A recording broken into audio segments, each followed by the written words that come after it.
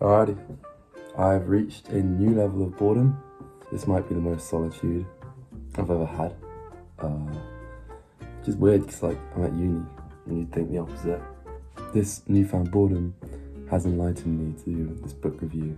Slightly inspired by my friend Joel Sampala. Put his account on the screen. I'll give you a quick history lesson. When I was a kid, I read Beast Quest, Wimpy Kid, and that was the lesson. And didn't read for a long time. Probably only read English lit books. Mice and Men, Animal Farm, Jekyll Hyde, and Macbeth. Not anymore, but those are the standouts. Now, the past couple of years, I got back into it, and let me tell you, I'm an advocate for it. Anyway, enough about me. On to the book itself.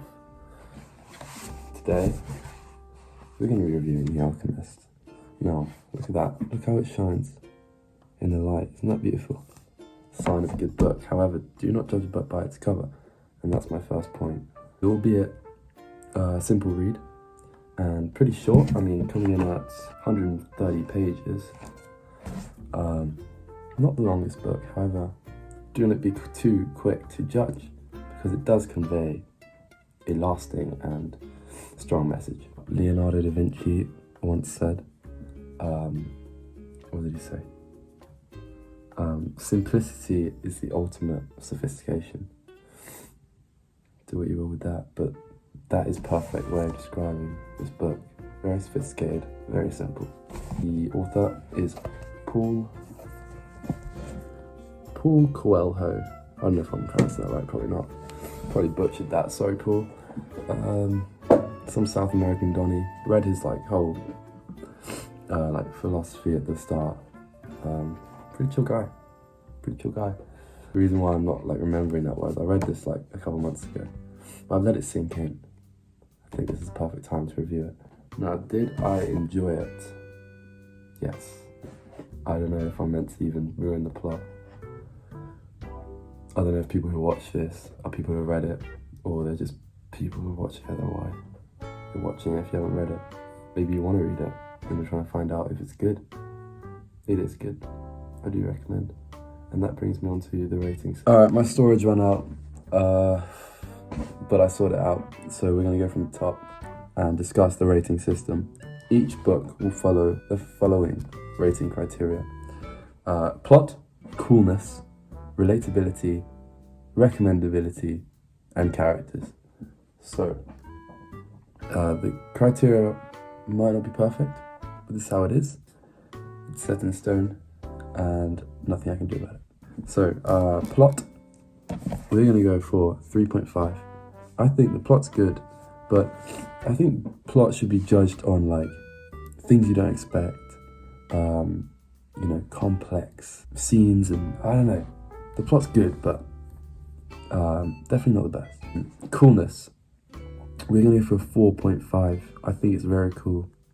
Desert, Spain, mysterious king, omens. That's pretty cool. Really, really cool. So 4.5. Not much can top that.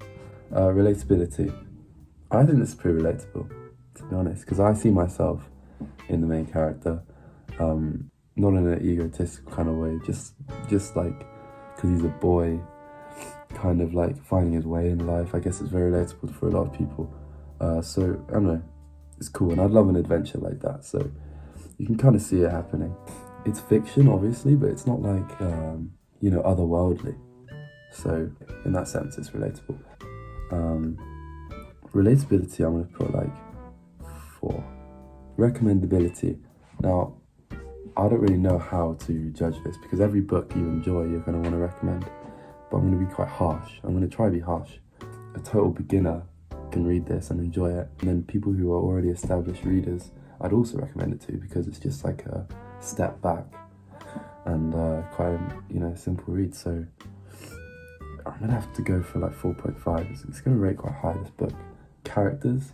I think this book, it might lack character depth. Although its characters are very well written, sometimes you want to know more about certain characters and you just, they're kind of in a segment of the book and then they go. Characters, I'm going to be harsh and put a 3. So, The Alchemist, let me add up the scores. 5 plus 4.5 plus 4 plus 4.5 plus 3. What is that? Okay. 2.5 plus 3 is 6.5. Plus 4 is 10.5. So this is 19.5 out of 25. I think that is a commendable score for a good book.